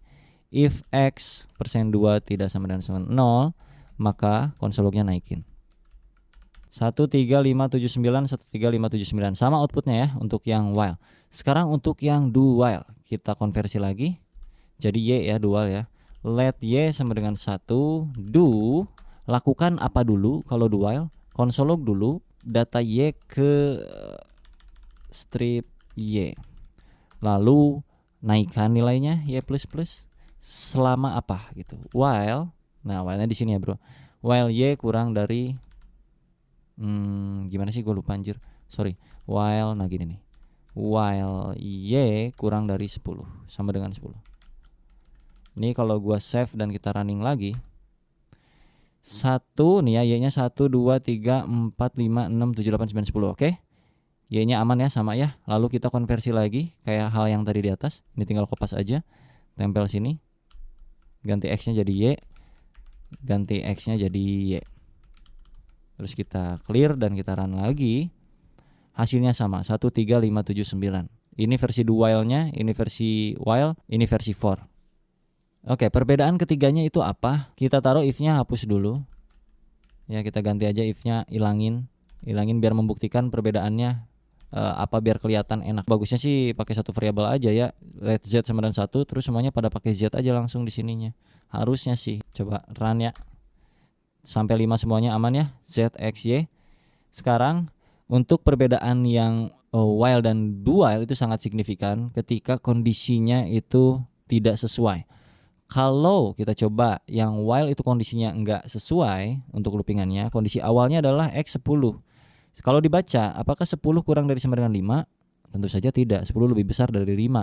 Jadi ini tidak akan tereksekusi. Kita run lagi ya. Node main server. Oke. Z, Y, nggak ada X sama sekali di sini.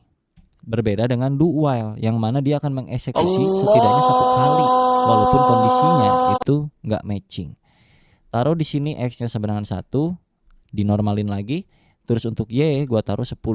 Yang mana 10 itu kan Y kurang dari sama dengan 5. Apakah iya? Tidak. Jadi ini tidak akan tereksekusi. Harusnya kalau di while. Tapi karena ini do while, jadi dia akan melakukan terlebih dahulu yang ada di dalam do-nya. Makanya do. Lakukan dulu baru cek yang lain-lain gitu ya. Kalau gua running, dia akan ke running 1 kali. Lihat di sini data Y ke 10. Yang ini keluar dulu 1 kali. Kalau ini gua ganti 20, yang mana 20 masih lebih besar daripada 5 alias nggak matching ke while, maka ini akan tereksekusi 1 kali. Kalau gua run lagi, ya kurang lebih kayak gitu perbedaan while dan do while, dan juga itu penggunaan for.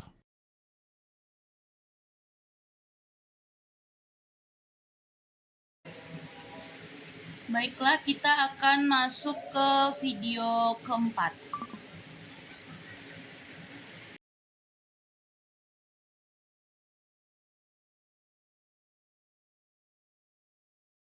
For yang kemarin udah kita bikin tentang for dan juga while dan juga do while. Sekarang kita masuk ke for of dan juga for in dan juga for each dan juga map, yang mana ketika sebuah variabel itu punya nilai yang banyak, multiple values. Contohnya misalkan pacar saya, nama variabelnya, dan di dalam pacar saya itu ada banyak nama, misalnya daftar nama pacar saya contohnya ya. Ada Putri, ada misalnya Marino, ada misalnya Angela, Vexana. Misal contohnya kayak gitu ya. Terus untuk yang pertama kita akan coba for of terlebih dahulu. Apa fungsinya? For of itu supaya kita tahu isian dari ini tuh apa. Untuk penulisan formatnya kurang lebih kayak gini. Pertama kita ketikkan for dalam kurung, bikin satu variabel baru di sini, taruhlah namanya let pacar. Of itu of apanya? Of pacar saya ya. Jadi kita bikin satu variabel baru namanya pacar dari variabel multi values pacar saya. Variabel pacar saya itu punya banyak values, dan values ini semua akan direcah diulang di bagian variabel baru yang namanya pacar. Jadi untuk mengeluarkan pacar itu tinggal pacar di sini. Kita coba running ya. Nah, akan terlihat ada Agnes, ada Putri, Marino, Angela, Vexana. Karena kalau nggak di looping ya kan pertanyaannya, bang ngapain digituin? Ya udah langsung console log aja itu pacar sayanya ya. Lu coba aja sini perbedaannya. Console.log pacar saya. Kita running lagi. Nih, ini yang pertama nih. Console log yang ini hasilnya kayak begini. Kalau yang udah terlooping itu datanya termapping satu persatu, terpisah. Gitu kurang lebih. Itu untuk for of, yang artinya mendapatkan value-nya langsung tanpa kita pedulikan indexingnya ya. Terus kalau for in, kita ganti aja langsung. For in kayak gini. Ini artinya kita mendapatkan indeksnya. In itu mungkin indeks kali ya. Tapi sebenarnya ya lu bisa artiin ini sebagai bahasa Inggris ataupun indeks selalu lah ya. Tapi kalau menurut gua ini kayaknya indeks deh. Soalnya kita bakal dapetin nilai indeksnya dari array yang udah kita buat di atas ini. Kita coba running ya. 0, 1, 2, 3, 4 ya. Jadi kita dapat indeksnya kalau pakai in. Kalau pakai of itu kita dapat values-nya. Kalau for each itu kita dapetin apanya bang? Kita cobain di sini. Ini gua awasin ya. For each. Nah, array-nya di sini yang artiannya elemen itu apa yang mau kita ambil atau variabel yang mau kita jadikan sebagai values yang sudah tercah gitu, bro. Taruhlah variabelnya kayak tadi pacar. Lalu gue console log di sini pacar. Kalau kita running ada Agnes, Putri, Marino, Angela, Vexana. Itu muncul kayak yang awal lagi. Tapi bedanya for each lu bisa masukin indeks di sini dan lu bisa tambahin ke sini indeksnya. Jadi lu bisa dapetin indeks array-nya dan juga values-nya. Kurang lebih kayak gitu. Agnes 0, Putri 1, Marino 2, Angela 3, Vexana 4. Kalau pengen ini jadi 1, 2, 3, 4 ya udah lu tinggal tambahin plus 1 aja di sini. Jadi 1, 2, 3, 4, 5 gitu kurang lebih. Itu untuk yang for each. Kalau yang map ya sama aja, ini tinggal ganti jadi map. Nggak ada beda udah. Tuh. Kurang lebih itu cara penggunaan for all, for in dan juga for each. Semoga bermanfaat. Kita lanjut ke video berikutnya di video berikutnya. Ya pastilah. Bye bye. Video pembelajaran yang kelima.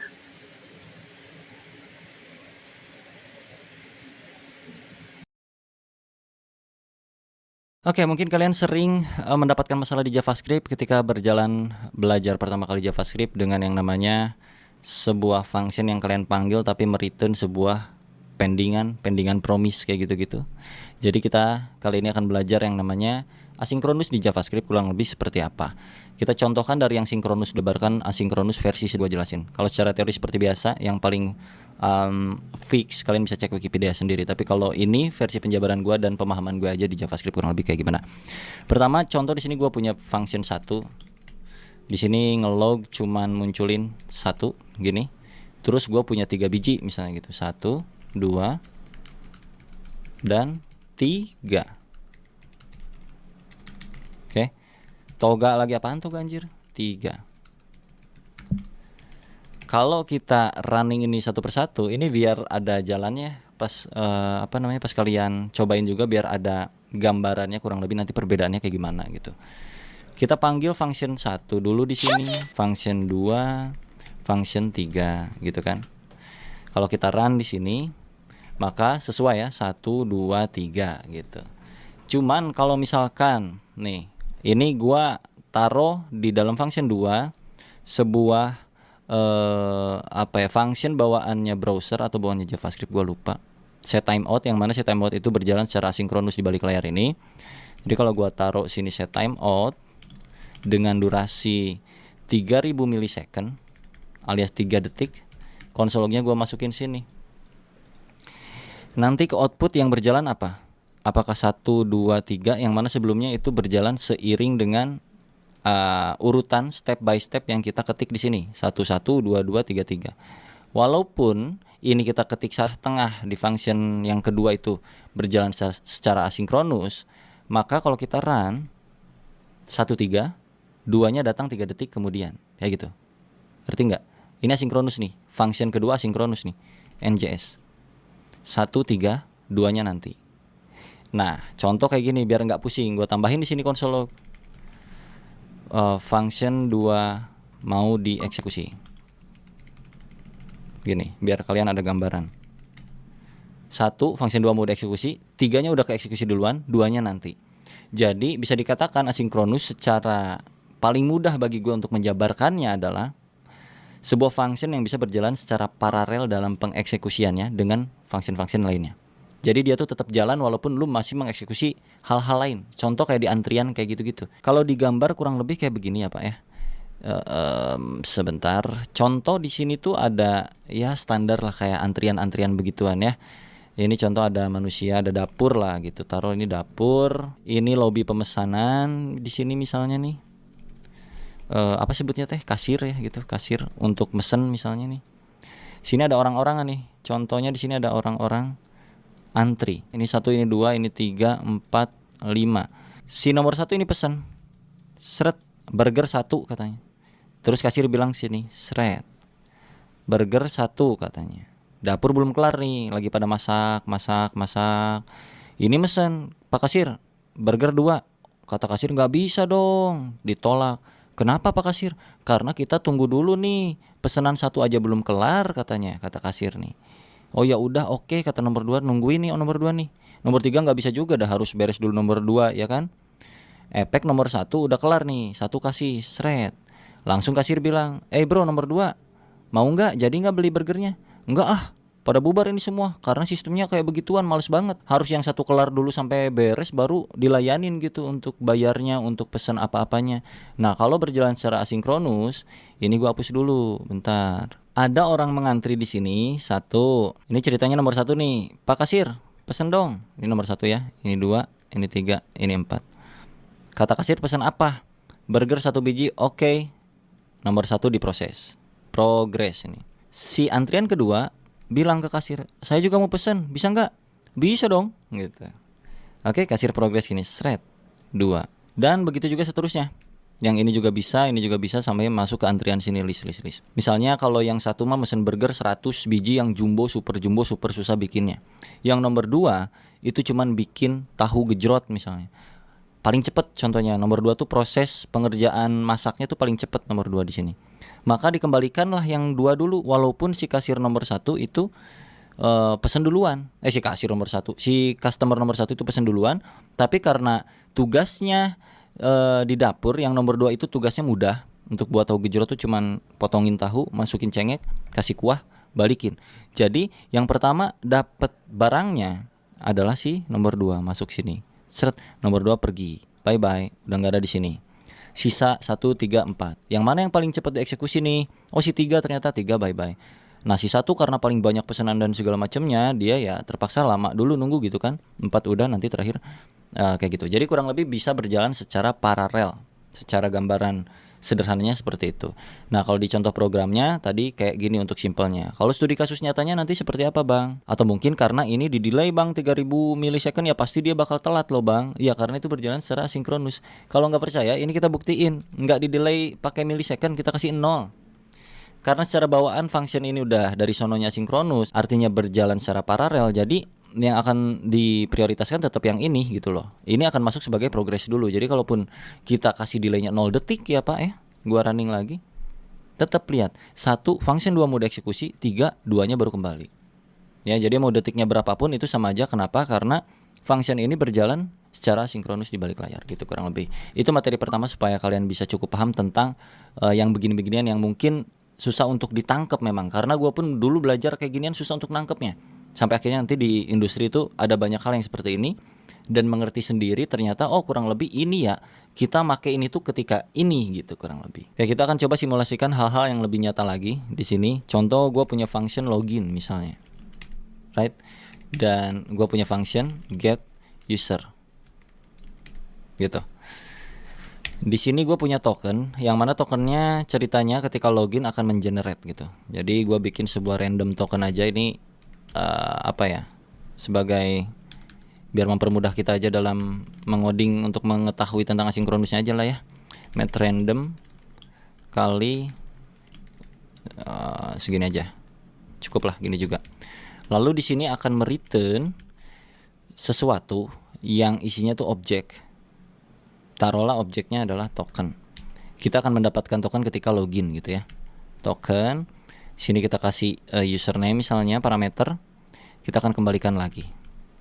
Gitu. Nah, kalau kita panggil di sini, ini biarin dulu kayak gini, kosong. Loginnya kita panggil. Login kan nampung parameter username, jadi kita kirim parameter username-nya ke sini, misal Dea Afrizal. Oh, Dea_Afrizal. Kita console log ya, si loginnya misalnya cons user sama dengan login, lalu console log user. Ini. Jadi ada user yang login dengan nama Dea Afrizal, lalu kita munculkan dia ngapain gitu, dia dapat apa? Kita running. Muncul token 3 sekian username Dea Afrizal berhasil. Terus di sini ada get user dengan syarat misalnya di sini syaratnya harus ada tokennya. Contoh aja ini mah, misalkan untuk get user kita butuh token untuk mengakses function ini dan nanti function ini bakal balikin sebuah API key contohnya yang API key isinya misalnya random juga atau X key gini aja deh, X key 123 misalnya. Jadi kalau user panggil function ini harusnya ini akan keluar tapi dengan syarat dia harus punya token dulu. Jadi di sini gue bakal kasih validasi. Jika tokennya ada, misalnya gitu, maka lakukan pengembalian nilai ini gitu. Jika tidak ada, maka ya udah diam aja, right? Kalau gue panggil get usernya, get user dengan token yang ada di dalam user sini, user.token, ya. Sorry. Kita bikin dulu variabel API key sama dengan kayak begini. Console.log API key. Harusnya kita bisa dapetin API key-nya ya. NJS. Dapat API key-nya. Kenapa? Karena kita passing di get user tokennya. Tapi kalau kita nggak passing kayak gini.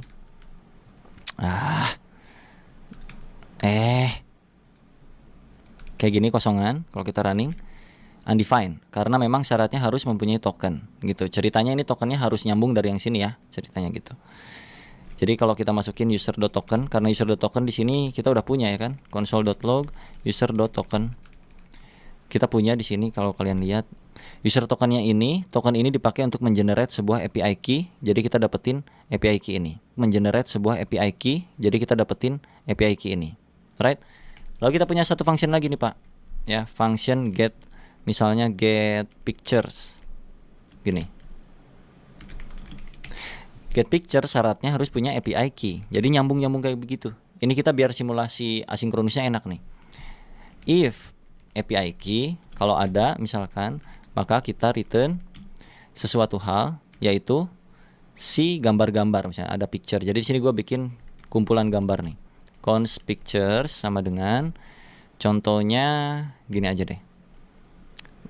1.jpg 2.jpg 3.jpg gitu. Kita return picture-nya. Oke, kalau kita mau lanjutin berarti tinggal panggil functionnya. Kita bikin dulu satu cons get user picture misalnya, get pictures, dengan syaratnya adalah API key. Di sini kita udah punya API key ya, dan API key ada di dalam API key. Jadi ini kita bisa bungkus kayak begini. Lalu kita masukin API key-nya di sini, API key. Harusnya ini huruf gede, mohon maaf. Kayak gini, betul. Kalau kita console get user picture-nya,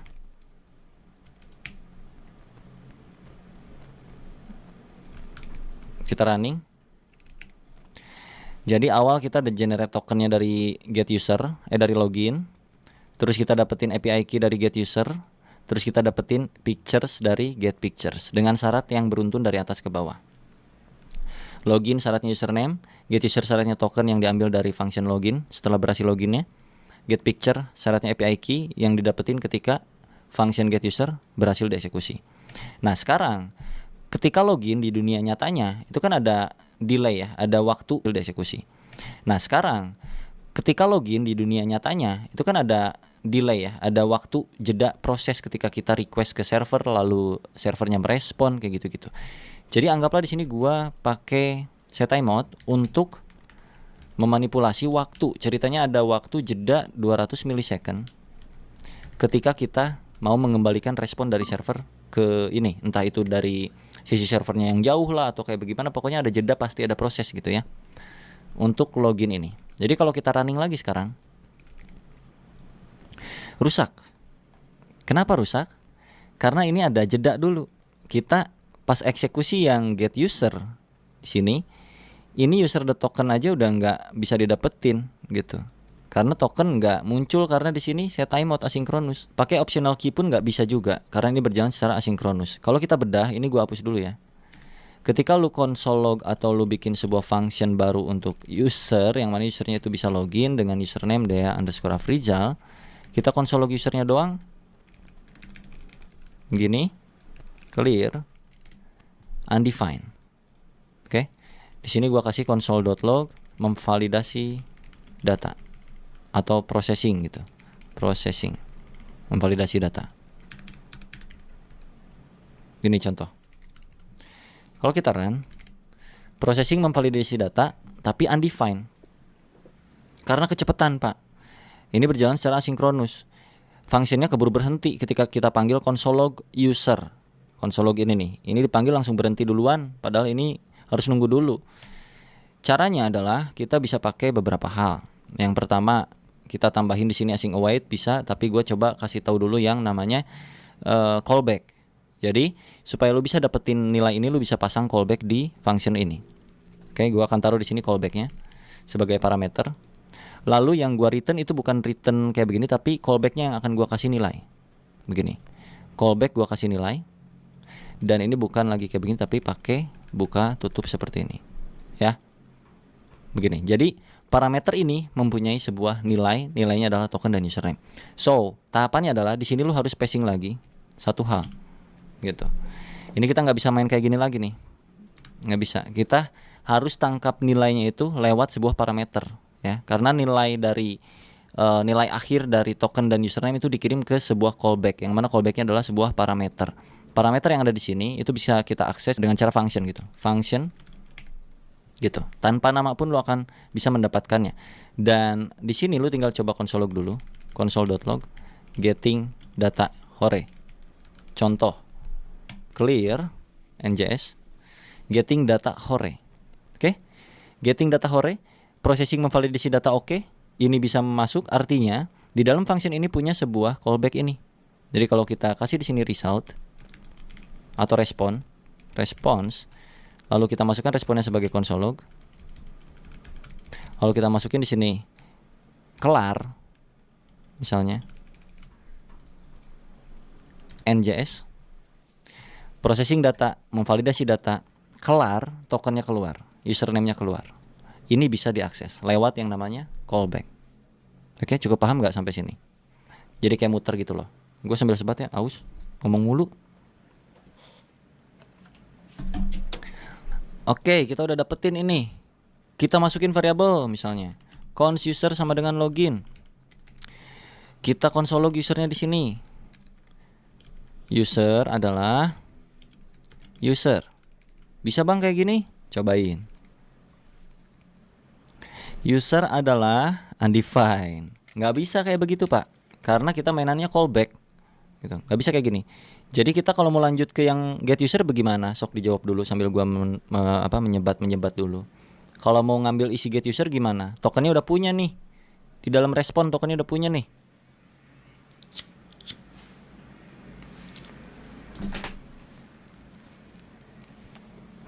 Udah kejawab.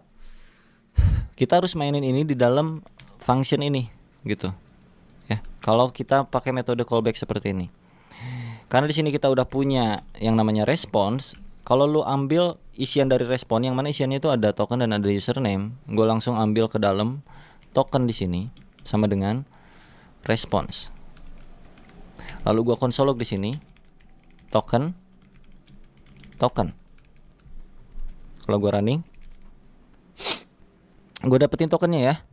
Nah, karena kita di dalam sini udah punya variabel token ini, ya, kita bisa ke get user di dalam sini. So, lu tinggal panggil get user di sini, oke? Dan lu masukin tokennya di sini. Terus lu harus konsol log ini. Ini masih bisa dimasukin ke dalam variabel pak. Cons misalnya API key ya, API key get user token. Kalau gua konsol log API key-nya, ini balik lagi ke yang metode tadi. Nih. API key-nya masih dapat. Kenapa masih dapat? Kenapa nggak pakai callback kan dia masih dapat? Karena proses pengambilan atau pembuatan API key-nya pun tidak berjalan secara sinkronus, Pak. Kalau kita kasih di sini set timeout. Ya, sini gua kasih set timeout dah. Set timeout karena memang ada waktu kan, secara aslinya kan kayak gitu, ada kasih waktu dulu gitu loh. Gua return dalam waktu, taruhlah dia 500 milisecond. Untuk mendapatkan API key itu butuh waktu 500 milisecond, Pak. Jadi kalau kita running lagi sekarang yang tadinya kita dapat undefined. Gua kasih sini lagi ya, console.log processing API key. Now. Oke, yang ini processing token user now. Oke. Kalau kita coba nggak akan bisa tetap. Processing token user now dapat berhasil. Tapi pas API key undefined. Oke, nggak masuk nih. Ke sini nggak masuk. Mana? Salah ini maaf di atas di sini. Processing token user now aman. Processing API key now. API key-nya nggak dapat. Cukup paham sampai sini? Berarti apa yang harus kita lakukan? Yang harus kita lakukan adalah karena dia sudah ada sinkronusnya, maka di sini kita harus bikin callback untuk get user. Callback. Ubah returnnya jadi callback. Kasih buka tutup seperti ini parenthesis, ya itulah. Bahasa Inggrisnya itulah, gue lupa. Oke. Yang artinya kita mau manggil itu tinggal get user, kasih datanya apa, data token, dan kita bikin function di sini. Gitu. Console log API key ya kan? API key-nya ada di dalam response lagi sini. Response. Coba running. Berhasil ya? Kelihatan? API key-nya ada di sini. Alright. Kita bikin lagi di sini cons API key biar masuk langsung ke dalam responnya. Jadi di sini tinggal console log API key njs x key 123 key-nya dapat. Oke, tahapan berikutnya get picture. Get picture itu kita bisa jalanin di sini. Get picture dengan API key. Di sini dengan API key. Ya, karena API key punya ini enggak asinkronus. Jadi ini akan berjalan. Return pictures loh. Picturesnya sebentar. Pictures-nya console.log, sorry, gua kurang console.log. Cons pic sama dengan console.log pic njs. Dapat 1 2 3 data gambarnya. Tapi tetap lagi-lagi karena kita butuh proses untuk mendapatkan gambar ke server, itu ada waktu. Jadi kita kasih set emot sini. Taruhlah karena gambar cukup berat, taruh kita 1500 milisecond. Baru dia akan mereturn sebuah picture. Oke, ini masih sama nih. Gua run. Undefined. Gimana caranya? Lakukan hal yang sama lagi kalau callback. Callback. Oke. Ganti return jadi callback. Kasih kayak gini. Di sini nggak bisa lagi kayak gini. Lalu harus get pictures. Kasih API key, kasih function. Dalam function ini ada apa? Ada responnya. Lu bikin pemanggilannya pictures sama dengan response. Console.log pictures-nya. Sorry. Misalkan di sini gua ganti objek pictures-nya jadi pic. So di sini kita manggilnya tinggal pic. Di sini juga tinggal pic. Ada. Tapi dia jeda 1500 milisecond. Contoh, kalau kita kasih ini biar lebih enak nih. Jadi tahu memproses yang mana. Processing pictures now. Coba NJS lagi. Processing token, user, API key, processing picture now, dapat gitu. Cuman pertanyaannya adalah, apa iya harus sampai melorot seperti ini? Ini disebutnya nested callback. Ya, function di dalamnya ada ini, di dalamnya ada function lagi, function. Cara sederhananya lu bisa pakai yang namanya promise juga. Lu bisa pakai yang namanya promise. Jadi kalau ini gua konversi, gua akan bikin satu file baru di sini. Gua pindahkan ini ke sini dulu. Gua kembalikan ini ke kosongan lagi. Kita bakal ilangin callback yang ada di sini. Ini gua ilangin, sorry. Mana callback-nya kita hilangin. Awasin. Dan ini gua hapus lagi. Oke. Ini kita return seperti biasa.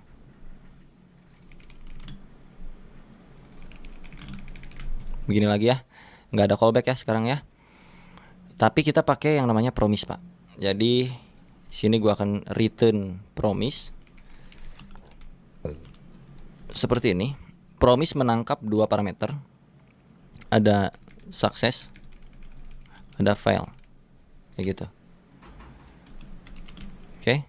Lalu set emot ini gua masukkan ke dalamnya.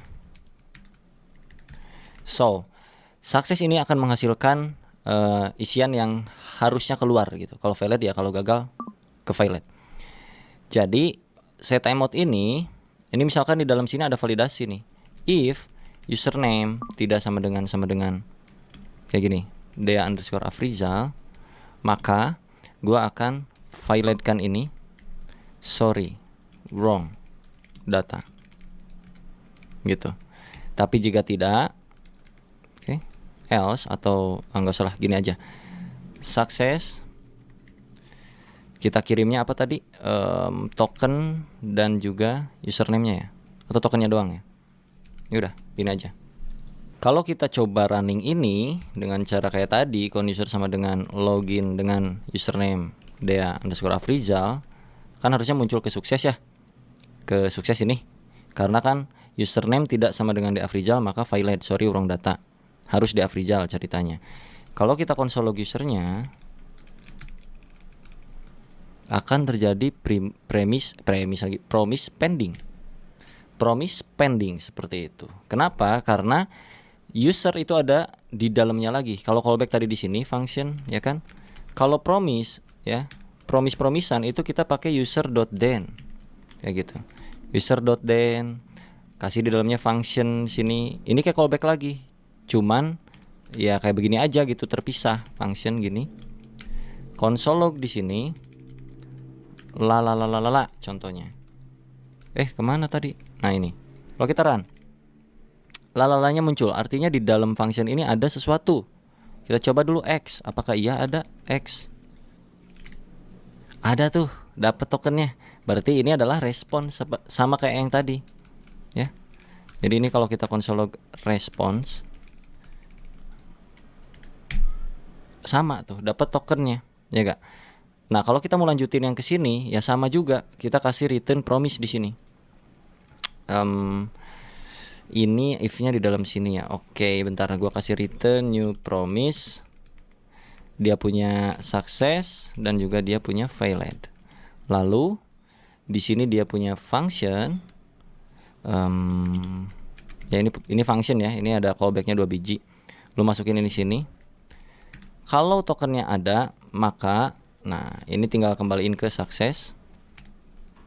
Seperti ini suksesnya. Lalu jika tidak ada, atau kita balikin aja deh ya. If tidak token, maka failed. No token inputted. Misalnya no token ya, no token aja gini lah. Sorry, no token, cannot access. Oke. Ini misalnya. Kalau ada maka set timeout, sukses ke API bla bla bla bla bla bla. Nah, kalau kita manggil di sini nggak akan bisa, kita harus di sini karena kita kan di sini punya apa tadi? Const token sama dengan response. Sama aja kayak yang tadi lagi, balik lagi. Gitu. Get apa tadi? Get user ya. Get user itu pakai token dot then balik lagi nih ke function lagi di sini. Ini bisa pakai raw function atau gimana. Tapi supaya kalian nggak pusing, taruh di sini function lagi ya.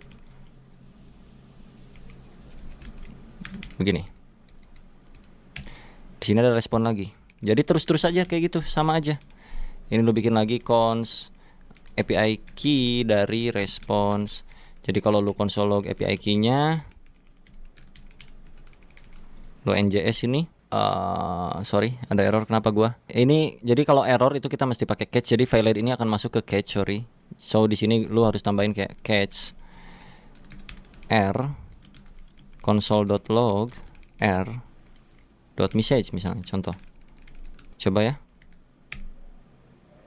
Tah itu. Enggak pakai .message, jadi r doang kayak gini. Kita run. Sorry, no token, cannot access token. Oke, sorry undefined tadi tokennya itu kita nggak bisa passing ambil langsung destruktur seperti ini. Kita mesti kasih objek di pas loginnya. Pas mereturn token kita harus kasih kayak begini. So sekarang harusnya kita bisa dapetin responnya. Ya, responnya API key-nya dapet. Jadi ini gua buka lagi, kita console log API key-nya doang. Lalu kita njs lagi.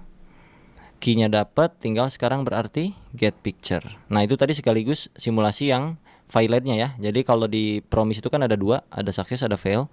Failnya itu tereksekusi ketika nanti seperti hal-hal yang tidak terduga gitu. Nah, di sini pun lu bisa di user ini, sini then, di sini catch r console.log r. Pusing-pusing lu codingannya lu ya. Ini hanya syaratnya deafrizal tadi akan tereksekusi, ini lancar-lancar aja. Ya, lancar-lancar aja. Tapi kalau di sini bukan deafrizal, gua taruh sini 1.3 dia akan masuk ke catch ini karena secara logik di sini dia harus bernama deafrizal, jika tidak maka akan masuk ke fail gitu. Sorry wrong data. Jadi kalau gua run harusnya ke sorry wrong data. Ya, itu terjadi karena promisan ini punya dua callback, success dan fail. Jadi sesuai dengan logiknya nanti akan masuk arah kemana. Jadinya itu bakal kayak begini-begini terus nih Pak. Ini ke dalam lagi, capek. Dan ini akan nested seperti yang tadi, sama aja. Nah, async await lah solusinya. Ini gua hapus lagi ya. Async await menjadi sebuah solusi ketika ada sebuah function yang mereturn sebuah promise pending. Ya, ini kan kalau kita langsung eksekusi kan promise pending tuh. Kalau kita bikin kayak begini, user sama dengan login deafrizal, nggak bisa kan kalau di console log tuh user njs pending. Kita bikin satu function yang asinkronus, async function user display misalnya. Oke. Gua masukkan ini ke sini. karena dia udah ada keyword asing di sini. So untuk pemanggilan yang login, dia kan promise login nih, ada pendingnya. Kita kasih keyword await. Artinya kita menunggu dulu sampai dia kelar eksekusi, nanti akan dimunculkan ke console log gitu kurang lebih. So kita mesti panggil lagi di sini user display. Dah gini doang. Kalau kita run njs, tokennya muncul. Oke, ini kita bisa persingkat lagi nih, karena kita udah yakin itu isiannya token. Kita bisa langsung sekarang token, terus untuk mendapatkan API key kita bisa langsung kayak gini sama dengan await ke get user dengan syarat token seperti ini. Kalau udah punya API key, kita punya syarat lagi di sini, sebuah pictures ya, sebuah pic. Yang mana tadi tuh pic ini kita return ya di sini ya, picture. Jadi pic langsung await get pictures dengan syarat API key. Kurang lebih kayak gitu. Kalau kita console log semuanya, console.log misalnya gitu. Token Anda adalah token, API key Anda adalah API key, dan satu lagi data picture-nya pitch. Request gambar Anda berikut ini. Hasil request gambar berikut ini gitu. Jadi kalau gua run sekarang, masih terjadi error. Kenapa? Karena pitch itu ada something wrong. Tunggu. Pitch return, ini masih return. Ini belum dikasih promise ya. Mohon maaf. Ini kita kasih promise di sini. Return new promise. Gampang ya caranya ya. Tadi kan kita pakai arrow function nih, arrow function. Ini bisa pakai nggak arrow function juga bisa, sama aja. Jadi yang paling mudah sih arrow function seperti ini, tinggal masukin if-nya ke sini gitu. Ini kasih success atau fail. Kalau orang lain biasanya tuh reject dan apa satu lagi? Resolve ya, resolve and reject gitu. Kalau gua sih success dan failed, kurang lebih kayak gitu, biar gampang aja dibacanya gitu. Resolve, reject. Right, jadi jika API key-nya ada, maka sini. Nah, kita balikin lagi logiknya. Jika tidak ada API key, maka failed no API key. Cannot access misalnya gitu. Ya.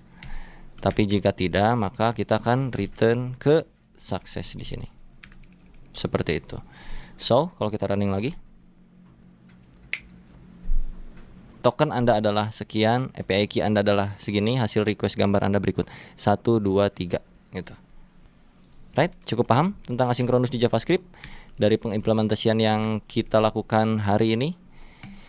Bagaimana? Kalau misalkan kita nggak pakein ya di sininya untuk ngecek validasi yang error-errornya gitu, itu biasanya kita harus pakai try and catch ketika kita mau mengeksekusi await-awaitan ini. Jadi masuk ke catch-nya itu di sini. Try terlebih dahulu, terus lu catch di sini. Catch R. Oke, console.log R-nya. Try ini begini. Kurang lebih. Kurang rapi ya, mohon maaf bentar.